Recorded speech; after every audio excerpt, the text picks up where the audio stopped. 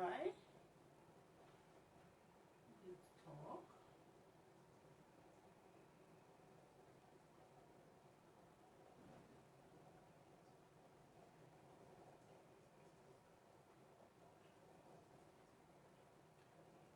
Yeah, I think it's...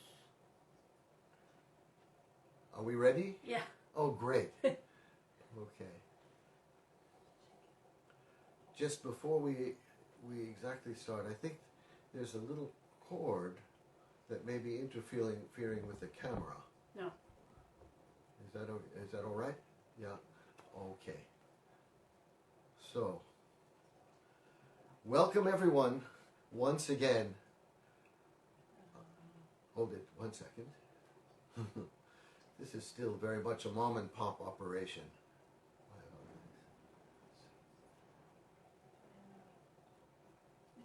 Just talk. Okay. We're trying to get this set.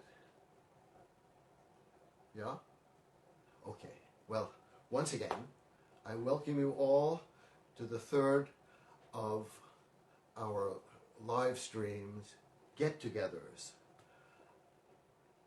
I hope that all of you are safe, all of you are healthy. We've had some good news and actually some bad news or frightening news as well. It seems that the actual curve is being flattened a bit. So it is possible that we can see the end of, if not the pandemic, at least this lockdown and having to stay home, having to stay away from people. The disturbing news, of course, has to do with the underreporting of deaths from this terrible disease. And that is because, and it would make sense, that people are in fact dying outside of official institutions and are not being counted because of that. So anyway, please be safe, stay healthy, keep practicing. Uh-oh. I think, yes, something happened to our lighting. Is that, no, are we okay? Okay. Yes, today's. So, what I want to do today, I had mentioned in the little notice I had sent to everyone through Facebook, that I want to continue what ended our last get-together.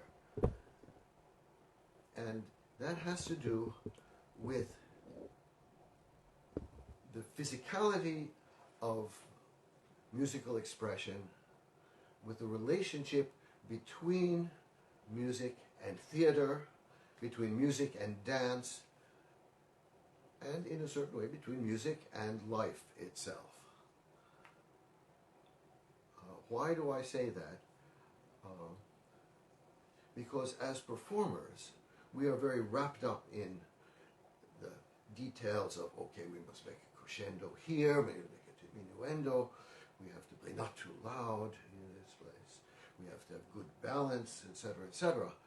But no matter what, the essence of music has to do with expression and the way it affects people, the way it can give joy, can give sadness, can express emotions, not only emotions, but also stories, pictures, many things like that.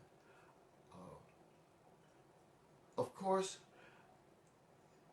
in a certain sense, this idea that music can express not only itself, but can express concrete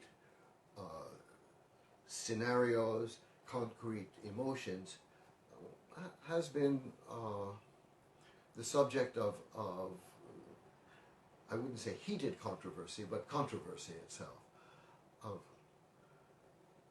Of course, we have the idea of program music, which in many senses came perhaps from Mendelssohn, who was one of the first to actually express the idea that music can actually create scenes, can create paintings this way. And of course that has ended up with a kind of caricature where, let me see, do I have somewhere I have a clarinet which is going to work. Yeah, I have this here, I have this, but I don't think I want to play this clarinet, so I'm going to take this off here. I know, I've just invited you into our studio, so you can experience all the trials, the bumps, etc., that go on here normally, I should say.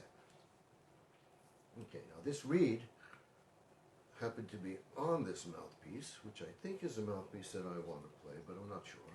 Let's see if it's actually okay or if it's really impossibly bad. Oh, before I continue, once again, can everyone hear me and say, yes, okay, I'm so glad.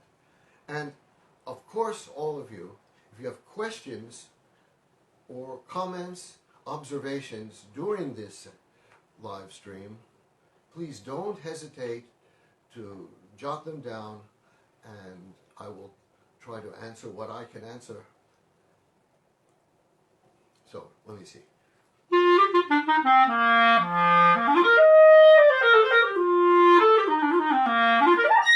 Okay. It seems to work. I'm not so crazy about it, but it's good enough, although the positioning of this reed is really ridiculous. Maybe it'll be better. Okay, so, of course, we have, the thing like, oh no! And that has become in sort of way an icon of, something's going to happen, like that. Or we have, as well, something like,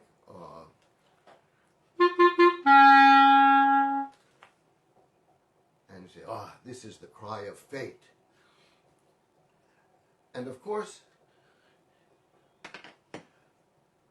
these kinds of I should say, character-charged motifs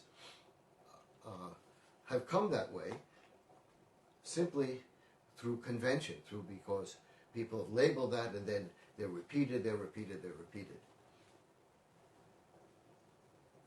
So what is more important, and I think, and this is the critical part that I want to express today, is that the expression of music is actually not, I would say, picture specific. So I cannot describe the chair, for instance, with a piece of music. I cannot, I think, even really describe a sunset or the rain or a terrible storm, even though Beethoven tried to do that, and he did it rather well, I must say. But what music does is it allows each one of us, not only who are playing, but who are listening, to imagine. And what we imagine is, on one hand, personal, on the other hand, it's communal, because we are all people. And again, we go back to Mendelssohn and the idea that music is a universal language. And in a certain sense, it is a universal language because it does not have this particular, I would say, signification, that this interval actually means this particular thing and not something else. But what music does is it gives license to our imaginations. And that's actually a big part of why all of us, no matter where we live, and hopefully many people are watching from all over the world, no matter who we are, no matter what our religions are, it gives us a sense of community. And of course, we are in a situation now where we need a worldwide community, and music can help us with that. Okay, so I've given a rather lengthy introduction, and hopefully it didn't bore you too much. So now, what am I going to do about specifics? Yeah. And of course, we're dealing with the clarinet, but I'd like to deal now with more, I would say, general musical topics. Yeah. And again, the topic of the physicality of expression. And it will refer to the clarinet, but also, I think, probably to every single instrument that we have in, and of course, if you're singing, to our voice. So what do I mean by the physicality of expression?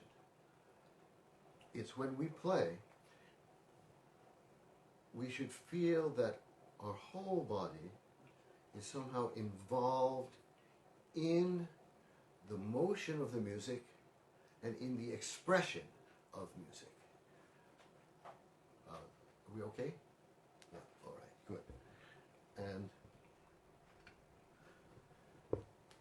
so let's say I make a crescendo diminuendo.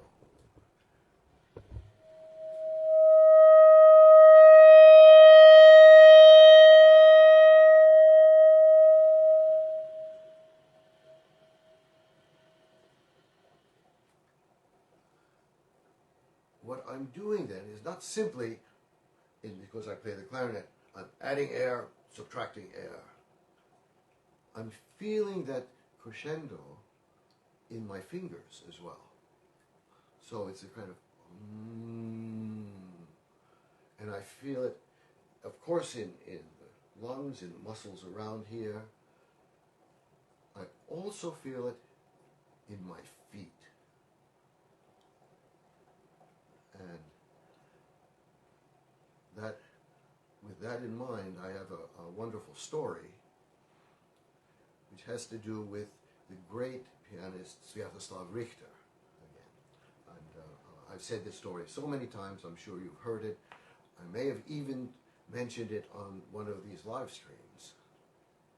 I think the last one I did, but I will mention it again, because when someone asked him, how do you get such a wide palette of color, such orchestral sound, and he said, I play with my feet.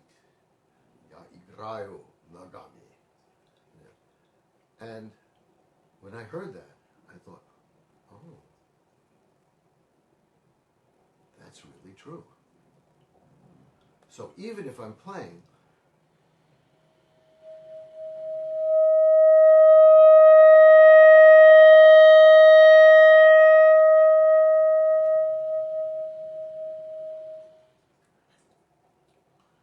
I'm feeling kind of pushing the feet and then stretching of the body. And that is, for me, the physical realization of this musical gesture. Okay, if anyone has questions about this, you can. But you all of you can try that, and you should try that. You see the feeling of you're actually supporting with the feet in a musical way. Also, since this is a wind instrument, I'm feeling this crescendo, diminuendo in the mouth as well. So,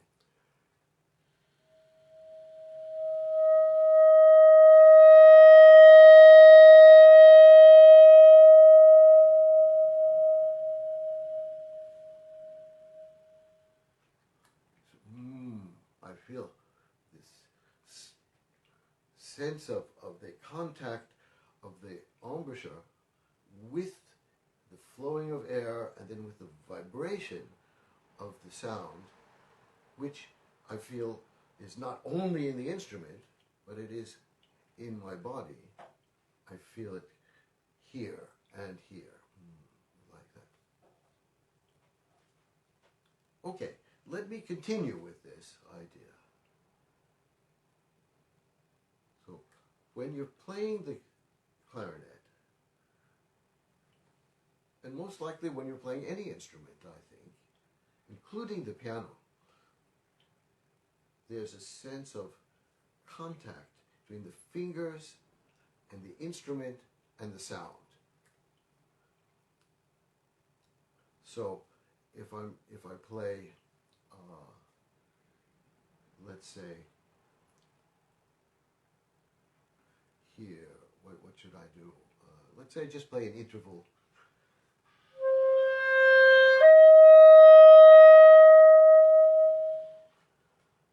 Like that, I feel it here. So there's this kind of squeezing that happens, and a release when the fingers go up. Yeah.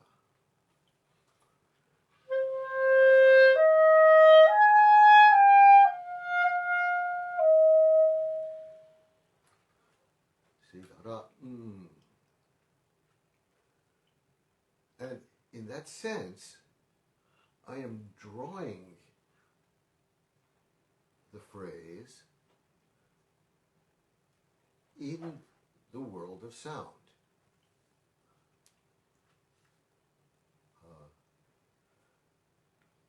I hope people are going, huh? Not going, huh? Like that. But anyway.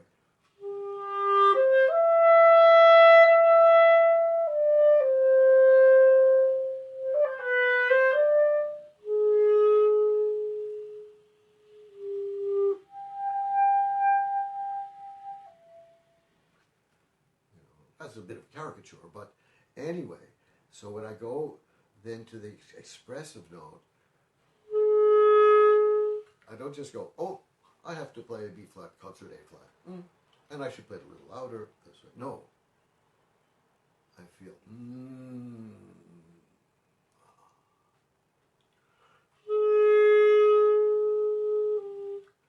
So I feel that note in my fingers, in my body, and in my feet. And then I relax from that.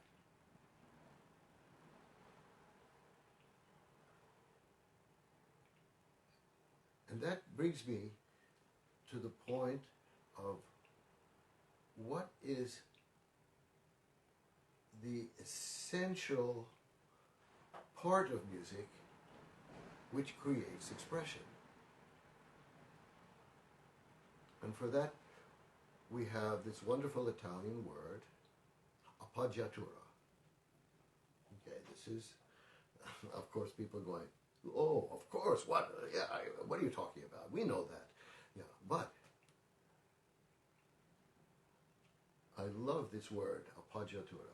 And my Italian is terrible, so I apologize to any Italians who are in the audience there.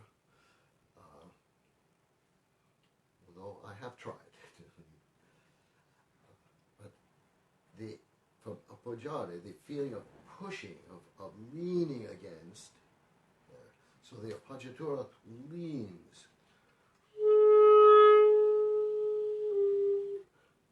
And we feel this in a physical way. So let's take another example. Let me see if I have another clarinet here. Shall I use this? This is an experiment here I'm doing. Uh-oh. And the middle joint's coming apart. That's not very good. So.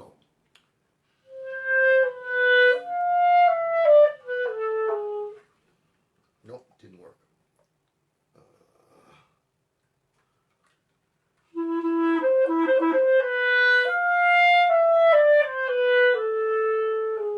Okay, that's a little better. Wow, I have to fix this. Anyway, you see, I just want you to have the feeling that you're just in our music room and we're just talking normally. So, why do I actually choose this example, which is, of course, Robert Schumann, and it's the beginning of his fantasy pieces, the Fantasystücke. And the reason why is because it is a wonderful example of the power of the poggiatura. So, it rises here, and then it could have done this.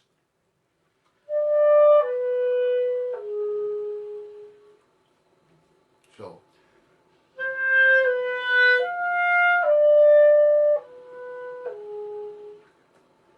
and that's a kind of skeleton, like you have a house, and of course you have the foundation, and then you have the skeleton, and then the walls go on, and then you have paintings, and sculptures perhaps, books, things like that, and then you have a home. And this, in music, home, comes very much from appoggiaturas. So, the first thing we have is the main appoggiatura.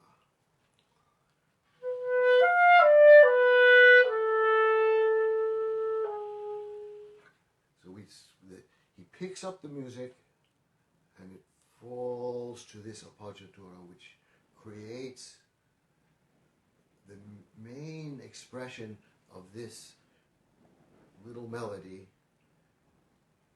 which has, I would say, in a certain way, a whole world of emotion behind it. But once again, they say, and I feel it as if I was a dancer or something, as this physical gesture, which happens to be in sound.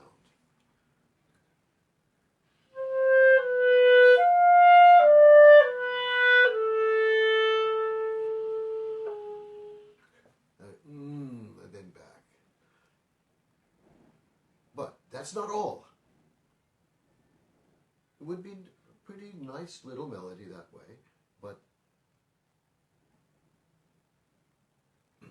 Schumann adds from that two more appoggiaturas, which actually create the overall sense of the melody and the overall, I would say, even emotion of the melody.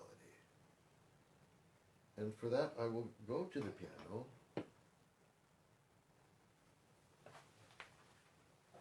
Here. And see if we can.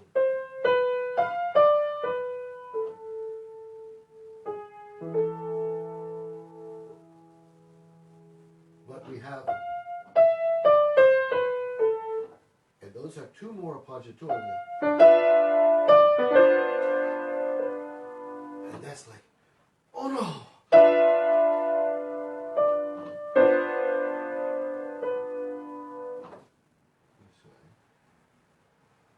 Of course, if this were Beethoven, it would be.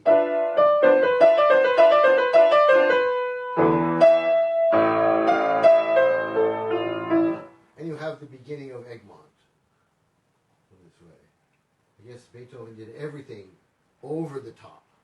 we can say. Schumann was content. This with this.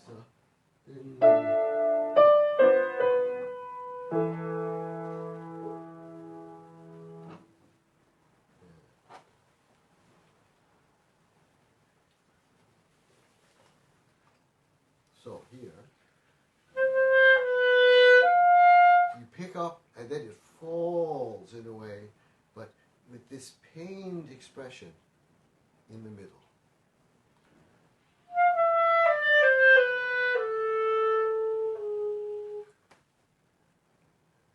And when I play that myself, I don't go, oh, okay, I have two appoggiatures and then another appoggiature, which then resolves to our dominant, that's right. So anyway, no, I feel this way.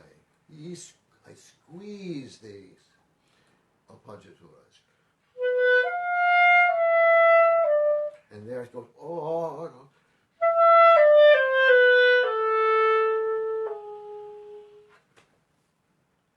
And then, of course,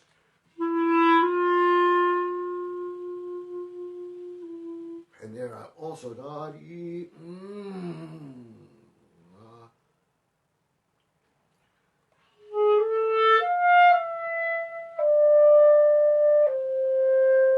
and there also I'm really feeling the instrument this way.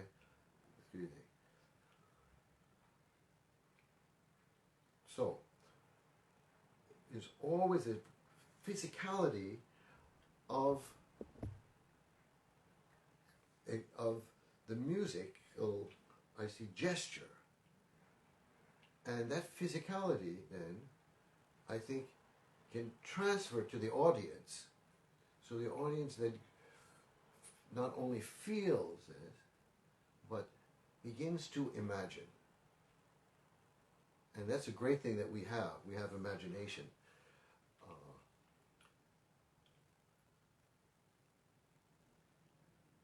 I think that imagination is part of the entire animal kingdom. And of course, we are one of them. As even, I've read that cats have REM sleep. You can forget about that aside, perhaps. Anyway, this physicality of expression that I do, and as I said, transfers to people, and they not only feel it, but imagine it. And that can create the imagination of different pictures, different scenes, simply emotions. And on the one hand, that imagination is very, very personal. So we have each one of you listening to us. I play, and each of you will have your own, not only feeling, not only sense, but maybe even image of what I've just played. And it may be different. But yet I believe that there's also an overlap between any two of you, among all of you, and that gives music its, I would say, its common emotion. And I think that's also why, even though we all come from very different backgrounds, and we have had different life experiences, we come from different cultures, we can still feel the essence of the expressiveness of any musical phrase we hear. And that's why you can be from, I don't know, Timbuktu, let's say, and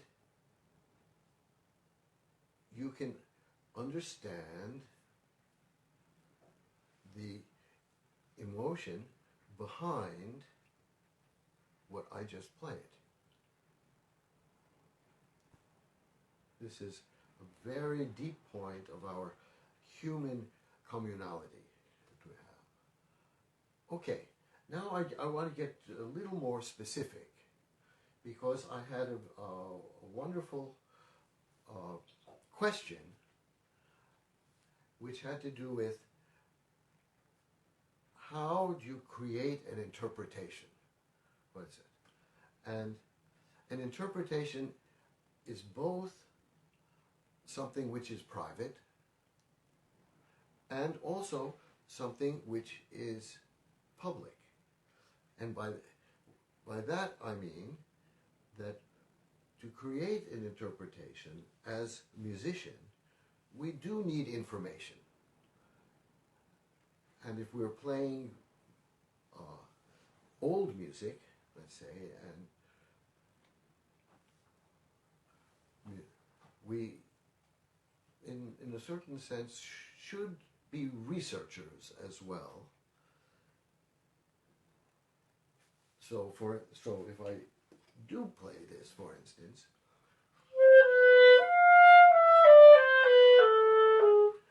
that way, and then I haven't done my research, because I do not understand the function and the importance of these appoggiaturas that gives this melody its depth and its appeal and its basic emotions, or emotions, I should really say. And of course I have to understand what the appoggiatura is. And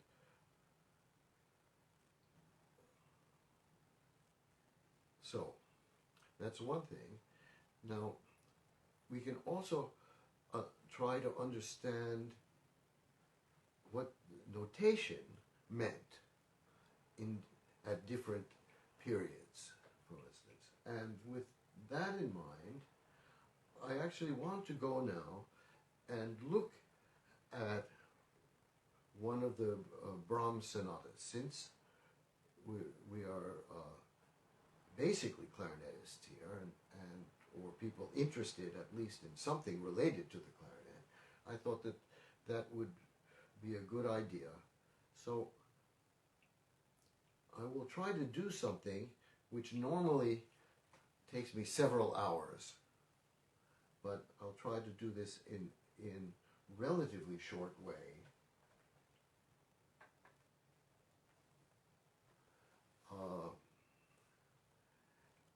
Now, how shall I do this? Okay. First,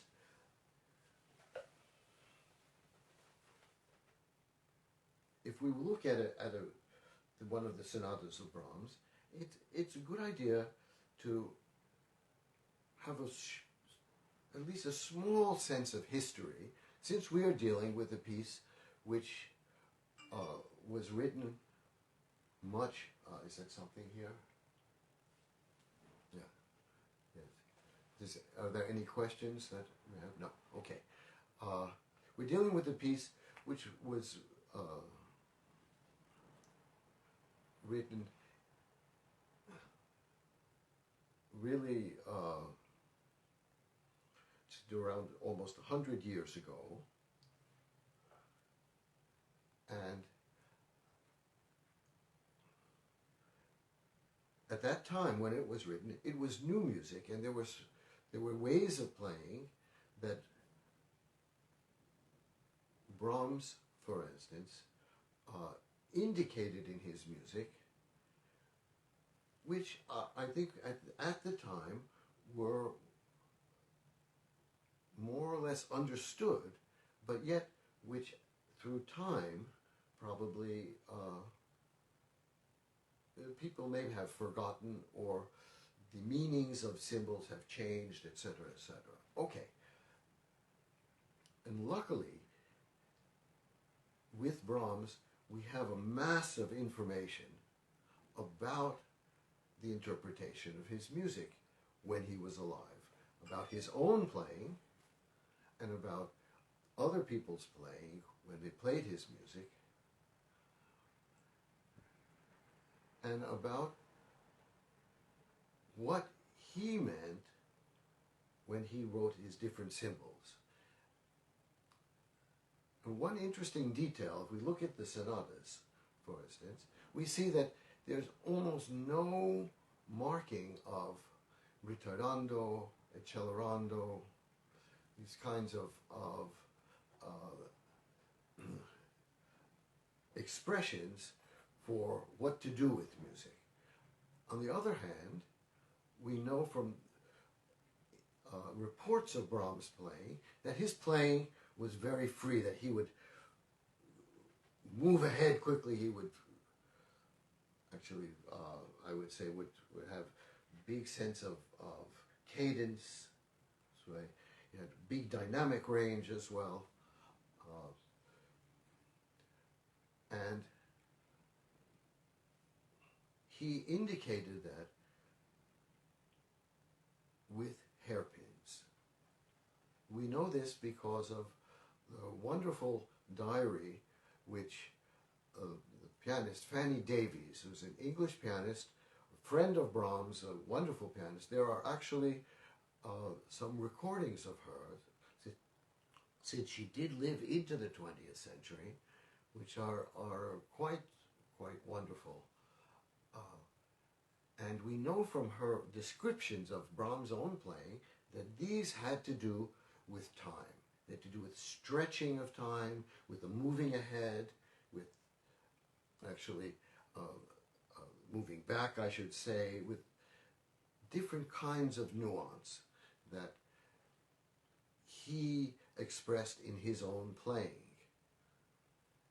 Now, understanding that gives us a little bit of understanding ourselves, because you would also find in Brahms things like he would write diminuendo and then he would have a hairpin.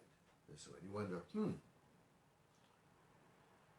why did he bother doing two things? But in fact, they mean different things. Diminuendo is, of course, a dynamic issue.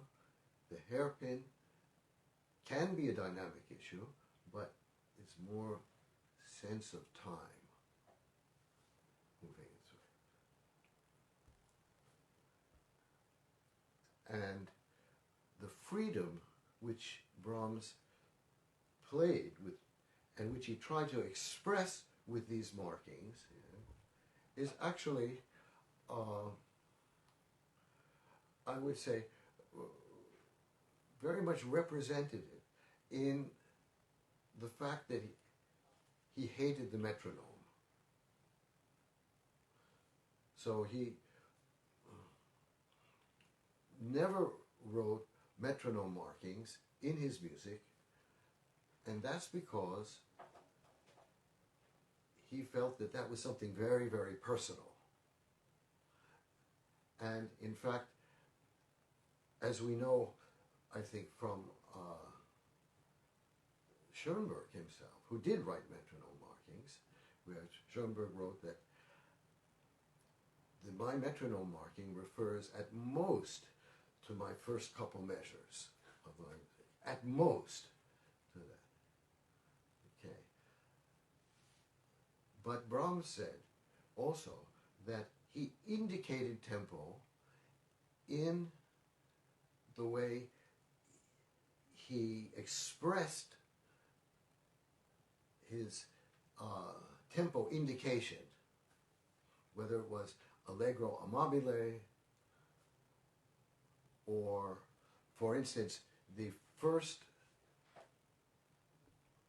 part, the first way that he indicated his tempo from the first movement of his quintet for clarinet and strings, which was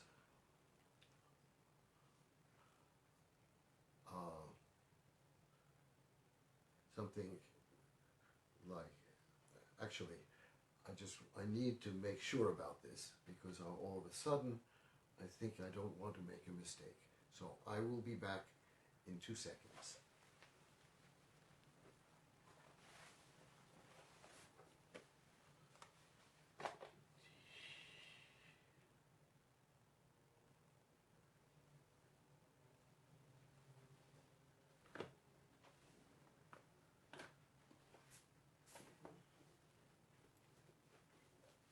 hello. For 2 seconds, I want to say thank you so much for all of you watching this. Please have any comments, please write that and we can answer later or maybe at the same time. Okay, he found it.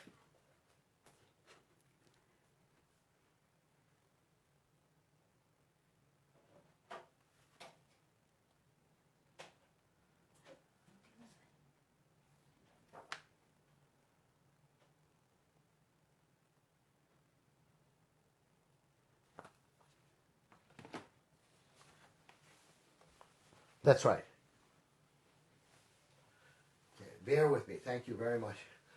Because I wasn't sure exactly the beginning. It's allegro non troppo, ma molto appassionato. So with that, he tried to express the sense that it's maybe not too fast, but has great, great expression. Of course, when he went to finally publish it, he looked at that and said, I don't know, maybe people will misunderstand that even. So he took it out and just wrote allegro. But we are, I think, very grateful that he didn't cross it out so we couldn't see it in his manuscript. In any case, let me go now to the sonata and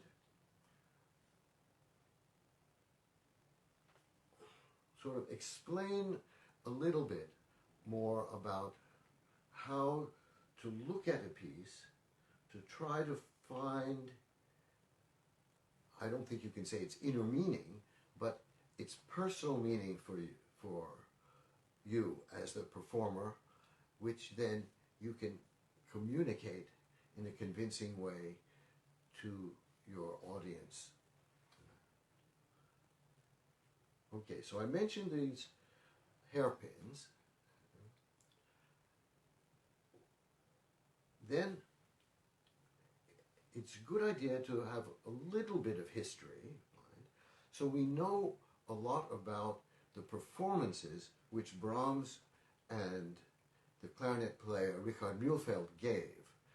And very often that they would get reviews such as, it sounded like they were improvising, right?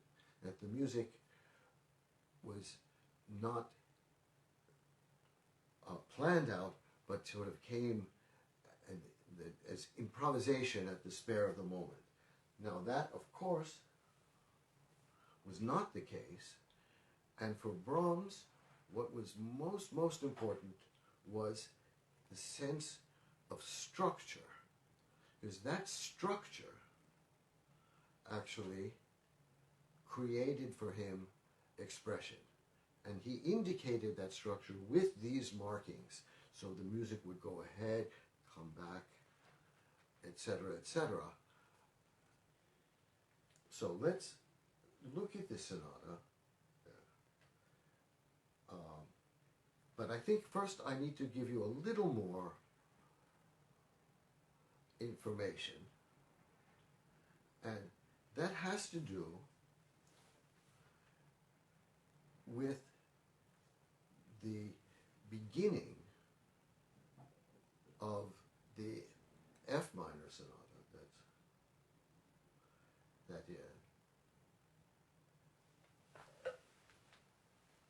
This here is, of course,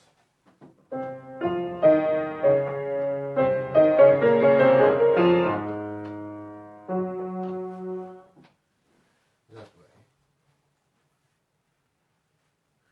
And that beginning was actually a paraphrase of the final chorale from Bach's St. Matthew Passion. The text of which, I'll just say the beginning, and please forgive my German. It says, wenn ich einmal soll scheiden, so scheide nicht von mir. And the end, so reiß mich aus den engsten Kraft deiner Angst und Pain. So, the text in English would be something to, if I must depart, do not depart from me. And at the end, also translating in a very simple way, save me from angst and pain. And that gives us this here.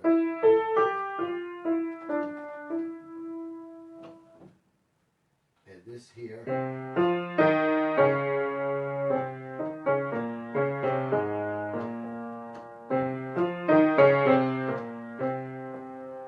And for that, he ends again with that. So, which makes the two parts kind of symmetrical.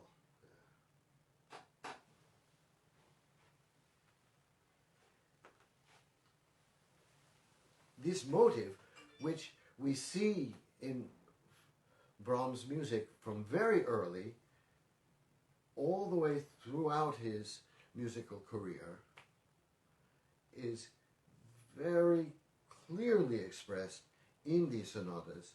In fact, you can do an experiment, and in both the first sonata and second sonata, you can try to find this motive in the different movements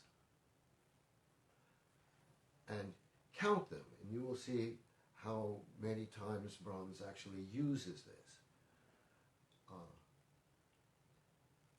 Now this, of course, can give us the idea that perhaps there's a hidden program in these sonatas.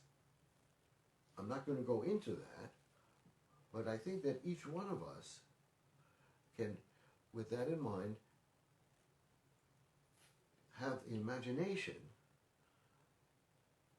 to make our own, perhaps, program which somehow will fit these pieces. Okay, that's enough of that.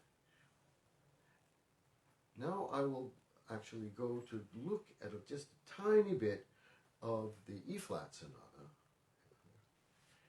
And let me get myself sort of ready with this.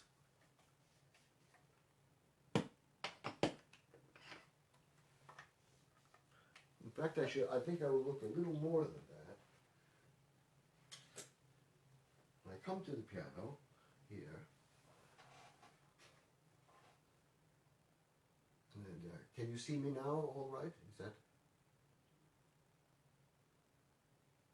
I hope so. Yeah? Yeah. Okay, great. Okay, so I think in general, when we look at a piece of music, we should first try to find what is either unusual or extraordinary or something unexpected that is in the music that can give us a sense of perhaps how to look at the piece, how to interpret it, how to play it. And as I look at the first movement of the second sonata, I look and I look and I look and I come to the end of it, and this is something that I see here and I go, oh, wow, what's it? And then he does it again. And he does it again. He does it again. He does it again. And then he does it again. And then he's still not finished.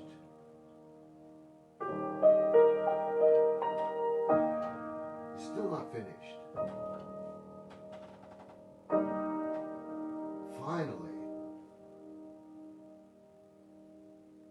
So, what we have is 8 solid measures simply of E-flat major. This was, of course, the key of the piece. But you wonder, why did Brahms feel the necessity to actually write so many measures of E flat. He could have actually done some here, sorry.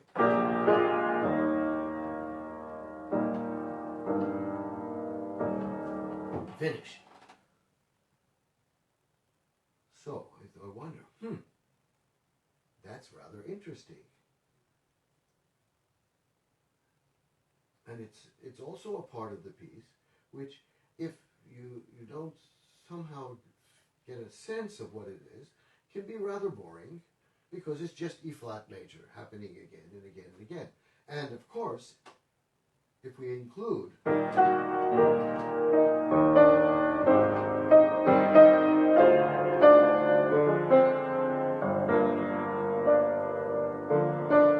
then going on,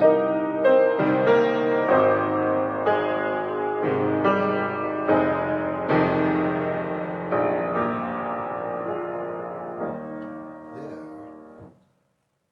we have 4 more measures. So this is 12 measures in this piece, simply of E flat major. Okay. So that's, I think, that's an unusual feature of this piece. Now, why would Brahms, who was, of course, one of the greatest composers, and someone who had such a clear feeling of the unity of harmonic expression and structure, then why would he feel that it was necessary, actually, to have so many measures of E flat at the end of this piece? So I go back, and then I see, oh, this is kind of interesting. He's actually always before this sort of going away from E flat. Of course, he starts in E flat, but he goes away. And not only that, we look at when his development comes in,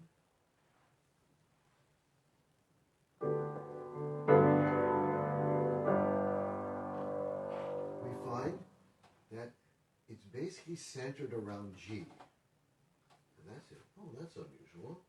Because you have E flat, you have that. Then, if we look again, we see that he goes to B, and then what does he do here? In completely, what I could say, if academically speaking, the wrong place, he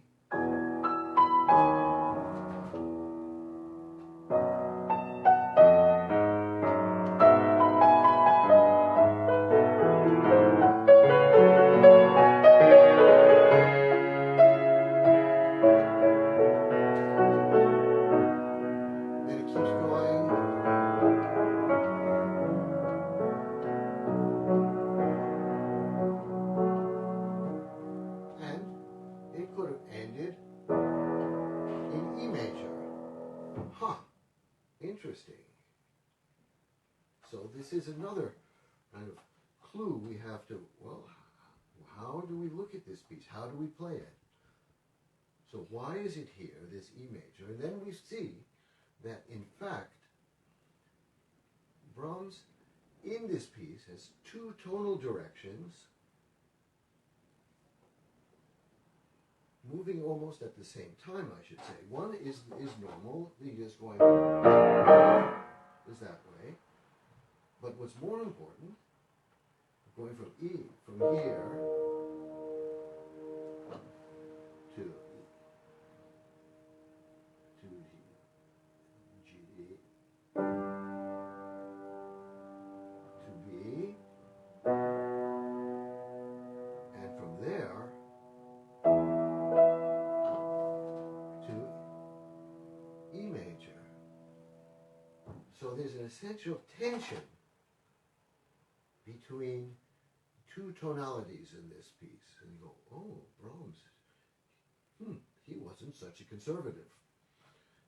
So you have this E flat, and then you have this, in the background, this motion to E major. And that, in fact, explains the sense of structure and the beauty of the structure of this piece. Okay. Now I want to just go back to the thing here. The very beginning in E flat here, and then we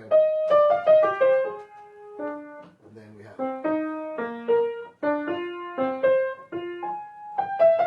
that way, and we see that there's another kind of interesting or unusual feature, and this is a feature of this melody, which is that it has these big leaps.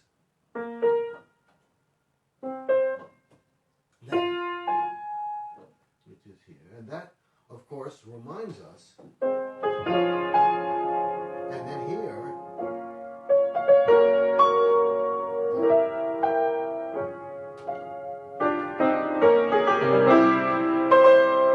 that way, which also is a melody characterized by big leaps and a kind of ambivalence of harmony, because he's always moving away from his basic tonic key or dominant or subdominant through deceptive cadences, we could say. But I'm not dealing with the first sonata, since I deal with the second sonata, which is in a way a little more subtle than the first. Yeah. We still have these octaves. We have this, and then we have this, which of course is a quotation from the first sonata. Oh, interesting. So I guess that interval was important enough for Brahms to put in the second sonata as well as the first. Okay, that's enough of that. Now, I go back to this melody, and we have, and then he could be,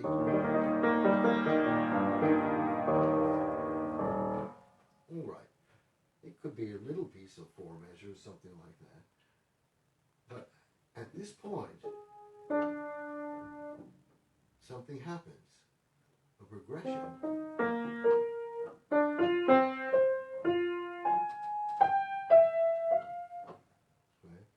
And in a way we can look at it and think that at this moment he does not simply resolve. Yeah. Because even though he does go back on, he does not have the E flat on the bass, but a G, the third, which implies that the music has to move. So I look at this and I think, this is kind of like you get lost a little. And some of you probably have heard this. I did something very similar in an explanation for this series of videos for Play with the Pro.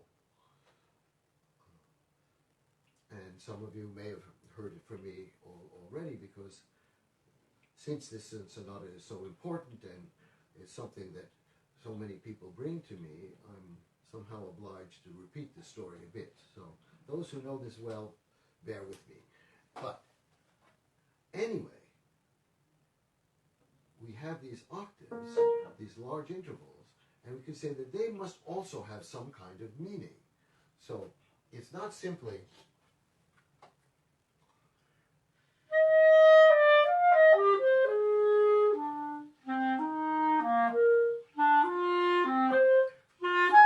okay, I do this way. No. They have to have some more important meaning. And the meaning that I see is that instead of simply resolving, the music gets a little bit lost. And this octave is like, do I go here?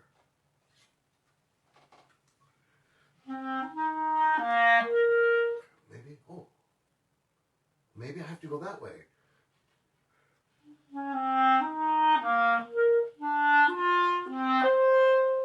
Or maybe here. That way. So we have this sense of, questioning. Now let's look at the piano accompaniment here, and we can see something similar. Right? We start this way.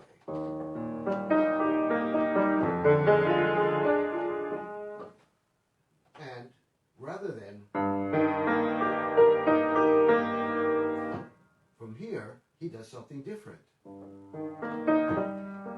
Again, octaves. And from here, and then he goes back.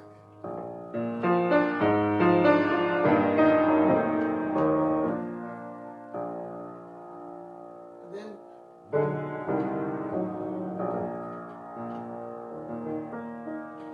we go back to there. So there's a kind of journey involved, and Brahms is very specific as he actually writes out, in a certain sense, in a cello-rondo. Well, here we have something, and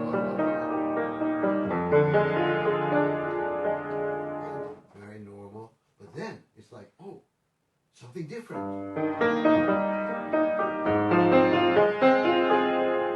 And then it's even more, we just quarter notes, and then he goes back.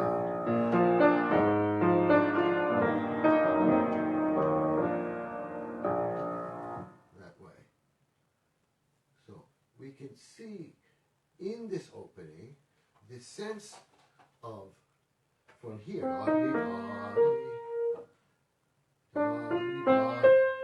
and even here, big interval, that way, that it has some kind of either nervousness or this sense of, where am I going? That way. Kind of interesting, right? Okay. So now let's look a little more at this. Yes, and I will be finished, I think, in about 2 minutes, even though I would love to take 2 hours on this at least, and that's usually what I do with this piece. But let's just look at that first measure.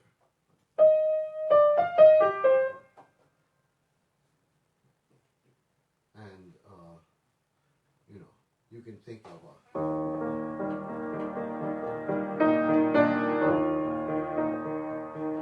Saint-Saëns. He knew a good melody when he heard it, yes. But here we have this. Sorry, I'm wrong. And then we have this. So we have that. Then which resolves. So there is our expression. So we have here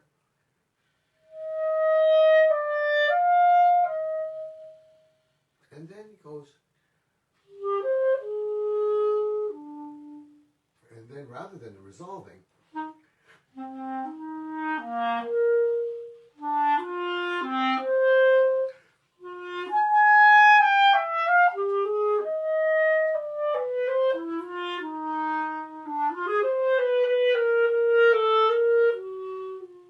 and he continues.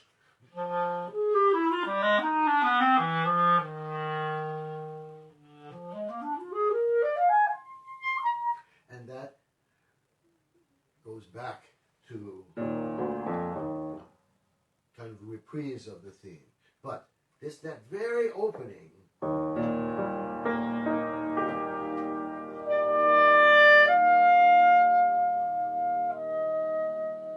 that sense of appoggiatura, which Brahms emphasizes with 2 notes, rather than just with one here, creates the essence of this piece that we can find throughout. Okay, so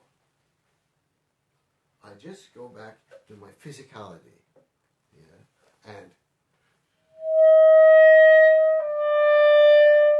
through that I actually feel that my hands, my feet, is that and then I will squeeze my left hand, even though it's just there, but I feel it in the music. I feel the music in a physical way, and I hope that that transmits itself to the audience and hopefully to all of you. So, thank you once again. And I think we have a couple questions. Is that right?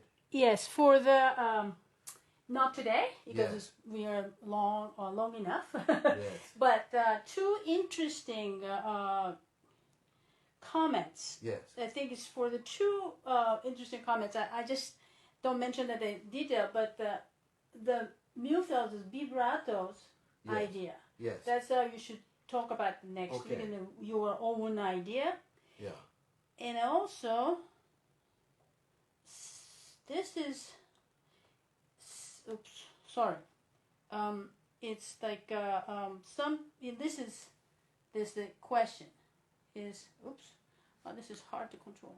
Sorry about that. It's like do impression to the music. Yes. What is your own impression is not only the composer's impression. Do you understand what I mean? Yes. Yeah. Okay. Now the other thing is, you don't think too much about everything. Then be in the music, Yeah. not to think about music. Well, I really don't really. That's an interesting question because Okay. totally 180 degrees different opinion about what we're doing. But not really. Okay. And that's what I guess, yeah. We can go on for another 2 hours with these questions. But this is what I think for next week we will actually focus on these because they're very interesting and they come out of what I'm saying so far. So, stand by. We will have our next session hopefully sooner, perhaps sooner than even next Friday. But I'll see if that's actually possible, because especially these questions are very interesting and very pertinent. But as I just want to end with one thing, that knowledge and feeling and emotion are not enemies. They go together. And I think that's probably what the basic theme of our next class will be, or next live stream. Yeah. So, be well, everyone. Be safe, and I hope that this curve actually bottoms out and that we will be able to soon actually go back to living our lives not only over the internet as we're doing now, which we are very grateful for, of course, but also in real life, we could say. Okay. Thank you.